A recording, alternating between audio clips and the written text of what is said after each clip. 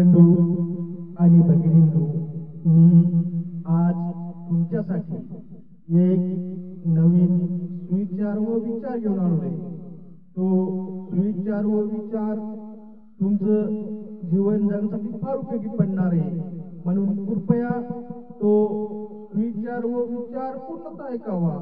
आवडल्यास लाईक करावा, शेअर करावा आणि माझ्या अनमोल विचार मंच या यूट्यूब चॅनलला सबस्क्राईब सुद्धा करावा।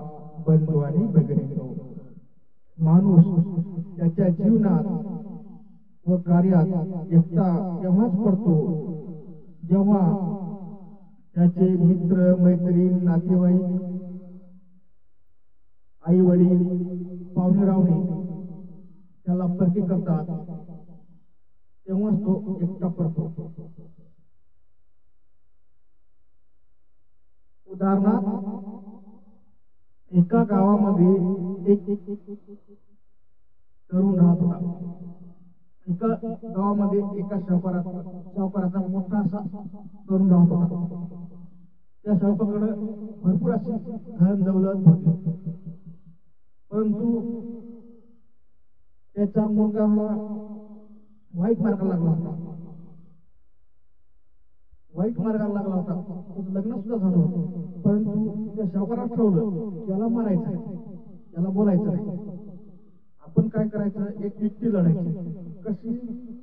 तर याचे मित्र मैत्रीण नातेवाईक पाहुणे रावणे जे समजा आहेत, आम्ही म्हणजे आई वडिलांना बहीण भावांना असं करायचं, याला कोणच बोलायचं नाही, याला परक्यासारखं वागवायचं।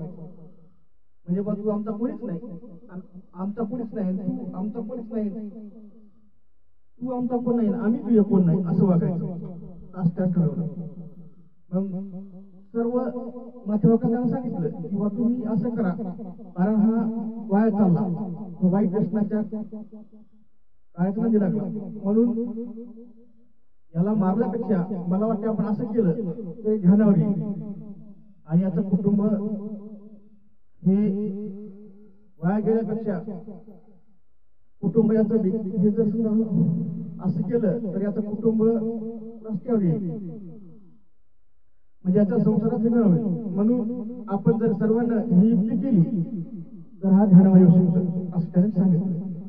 मग त्याचे पाहुणे रावणे मित्र मंडळी व नातेवाईक सर्वांनी असं ठरवलं त्याला आपण तू आमचा कोण नाही आणि आम्ही तुझे कोण नाही, असं म्हणजे त्याला बोलणं वागणं राहणं असं केलं। त्याला कोणीच चांगलं बोलायनं वागायनं राहायनं। मग त्याला त्या गोष्ट पश्चाताप आला की बाबा या आपल्या वाईट वागण्यामुळं बोलण्यामुळं कार्यामुळं ते असे आपल्यासोबत वागत आहेत। असं 2-4 महिने झाल्यानंतर तो ध्यानावर आला, म्हणजे तो वाईट कार्य करू लागला, त्या कार्यातून तो सावरला आणि ते कार्यच त्याला सोडून गेलं।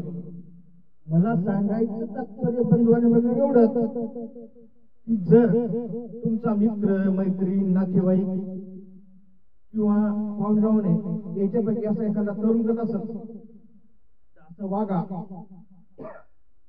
तेव्हाच त्याची प्रगती होऊ शकते। एवढंच मोठी कथा म्हणलो। माझा व्हिडिओ आवडल्यास लाईक करा, शेअर करा आणि सबस्क्राईब करा।